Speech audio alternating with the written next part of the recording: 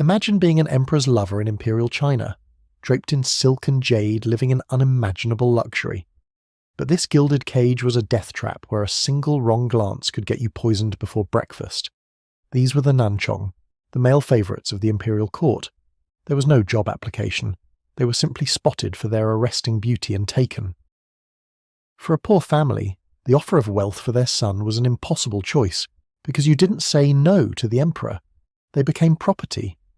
Their only job was to be a living ornament, bathed in scented oils and dressed in silk, waiting in a state of perpetual anxious readiness for a summons that might never come. The court was a viper's nest. The male favourite had no title, no rights, and no allies, making him a target for everyone. The female concubines saw him as a rival and might slip poison in his food. The powerful eunuchs could make his life a living hell.